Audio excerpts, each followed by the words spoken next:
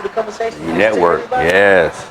Now you see why this is important. Because my homegirl, family, she's kind of like my sister.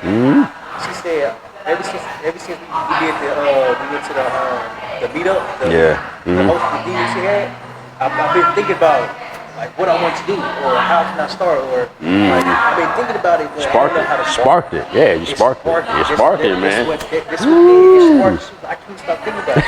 The next time she went to another event, she was like, I'm meeting everybody. I'm talking to everybody. I said, see, that's what it's all about. So constantly you're learning how can you become the best version of yourself. How can you help people that really help that's coming to you. Believe in yourself. Believe in the process. Believe in everything that you're doing because it's going to show you why you're doing what you're doing. Yep. Everything starts with you, but you want to be a tree. That makes sense? Like it starts with you, but I want to be a tree. So all these branches come off the tree. I want to reach out to everybody. I want to be this tree. I want this branch to go here because that person needs that. This branch goes here. This person needs that. You want to be a tree, so you want to be that rock, but ground base. But I want to be a tree, just keep growing. And so as he's saying, my legacy starts with me, but it's not going to end with me. It's going to end with someone else. Then again, it's going to keep going too, because hopefully that person is in contact with me. They understand this is how Coach Lee is. He wants to spread the wealth, so I'm gonna keep spreading. So in all honesty, your legacy never ends. It never dies. But it starts with you. So you need to be a tree, because the foundation is the people that's with you. And that's your soil. That's your nutrients. That's your water. It's the people that are with you. So when you have those people underneath you, you're going to grow. And now you just got to expand your branches and just start dropping gems. Everywhere you go, drop a little gem, just drop it. Yep. And then all you want to do is just spark one person. Because that one person is going to be sparked, and they're going to come right back to you, and the person that they spark come right back to you. Yep. But your tree branches are now just all over the U.S. Yep. That's why I say I have this old school peaking in the brain. I want to take over the world. Like, I want to take over the world in a good way. Yep. Not in a good way. I want to take over because I know what I know helps. But more importantly, I know what I know works. So you're doing it every day. Every single day. 100 million hours, man. You don't understand, man. Yep. Yeah. And a lot of people, by us starting our journey, we don't realize how much it takes from us. How are you keeping your composure with everything? Man, you know, it's a grind, but it's a pleasurable grind. It really is. And I've missed some things, you know, family events, you know, because I'm on my grind and they don't understand it. But if you knew who understand it, was my mom and my dad. Yeah. My mom and dad was like, look, that's just Robert. Like, leave him alone. Now, I don't advise that because I look back on it. Yeah, I should have, you know, but I've missed weddings. I've missed, you know, family reunions. Like, I got football. Like, I'm on my grind. Like, I ain't got time. I'm like, why y'all having a reunion in September when it's football season? Like, it's not going to work. I can't leave. And then the summertime comes. Why y'all having a reunion in the summertime when I got summer football? I can't leave. Like, don't you understand? Like, this is my life. But my mom and dad knew it. So it came to a point where they just said, you know what? Just leave him alone. Like, if you don't want your heart broken because you haven't seen Robert, then guess what? Go see him. Yeah. He's not coming back home because he's in football season. And I coach 2 sports. So football was from August to November, December. But guess what started in November? Basketball. Basketball was from November to March. Guess what started in March? Spring football. Spring football. And then that went from March to April. Then guess what happened in April? Summer football, summer basketball. I'm always busy. I had 3 weeks off every year in July. That's when I went back home. In July. Every year I go back home in July. Go back home to Chicago. And I spent a week there. So I come back to California, kind of get ready for the season. Because now we have a long grind. And we go in the playoffs every single year. We're playing, you know, 15, 16 games. Like, man, it's a long season. But I get right into basketball. So, you know, there wasn't a balance with me. As I got older and I had a son, then there became a balance. Because now I'm going, okay, I have to raise my son. I have to be there for my son. I have to see my son fail, succeed. I have to be at his games. Now, fortunately, I coached my son in high school. So I saw him every day. Every day. So yeah, I was Coach Lee and I was Dad when we got home. But my son also understood that Coach Lee and Dad Lee, although they're the same people, but Coach Lee is who I need to talk to when I'm at practice. I'm not calling my coach Dad. And yes, being a coach's son, people may feel they got special treatment. No. I was the hardest on my son. And before he came to me, I said, this is what's going to happen, son, because they can't see that I'm showing favoritism. I know you're my son. And quite possibly, he was the best player. So I can't be like, oh, get the ball to my son. Hey, I'm going to call play for Robert. Like, I can't do that. In the end, if I need a bucket, you know who I'm going to.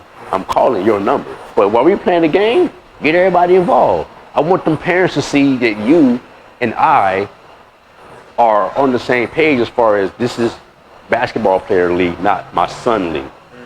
When I yell at my son, I'm yelling at my basketball player, not my son. I'm yelling at Robert Lee, the basketball player, not Robert Lee, the person. But when we get in the car, we have fun, we talk. I go, hey, remember the play I called for you? Yeah, Dad, I knew it was coming. I knew you were setting up. Well, yeah, I was setting up the whole game because I saw how the flow was going. I called a play to get a bucket. Then there are times where, the kids make fun of him. Oh, your dad gonna play you because you're his son. My son would be like, but he doesn't. He plays me because I'm one of the best players.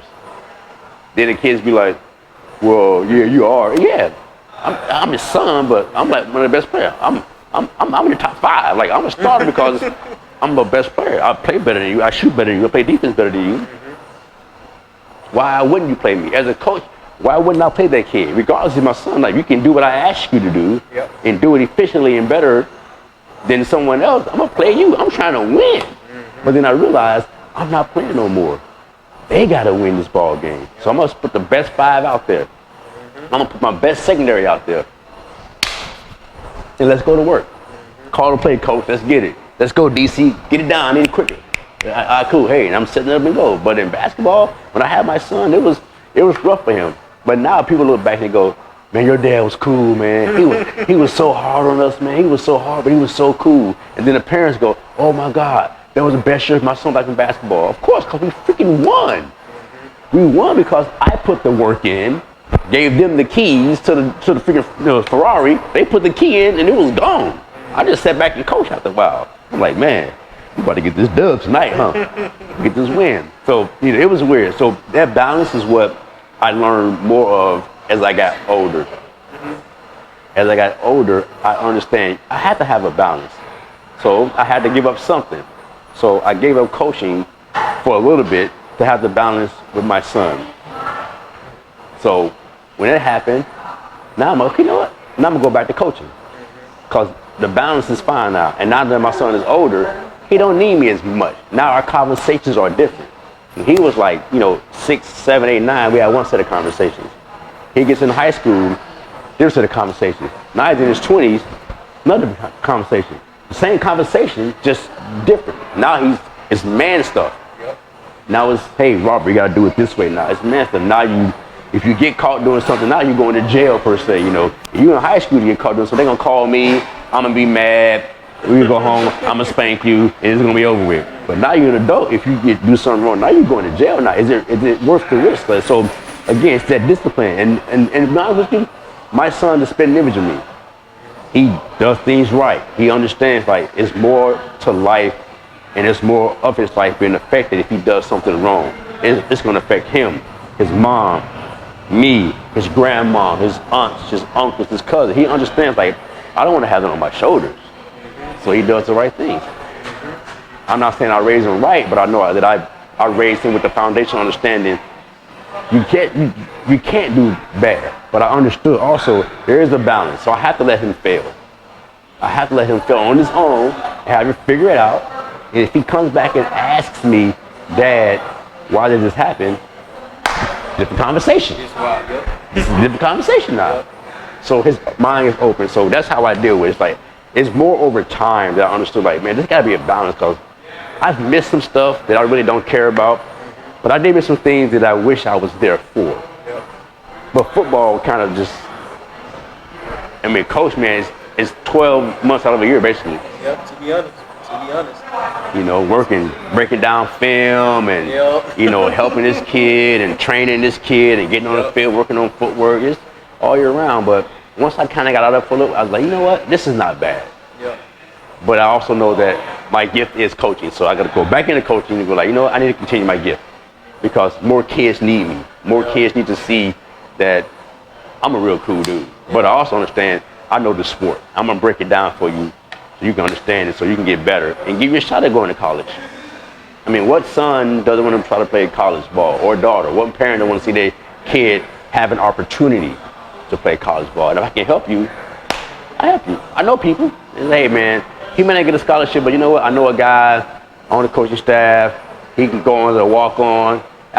Once you're foot in the door, you got to take care of the rest. Yep. That's powerful. That's powerful. So before we end, can you go get that package for me? Yeah.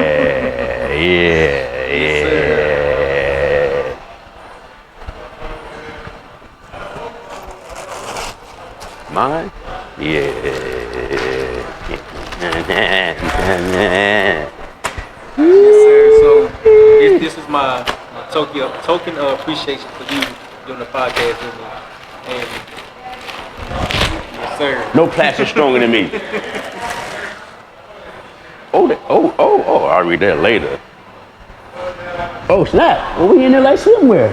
Yes, sir. Oh, we got a sticker, we got a band, we got a car, we got a business card. We got a band, look at that. Oh, yeah, this is all.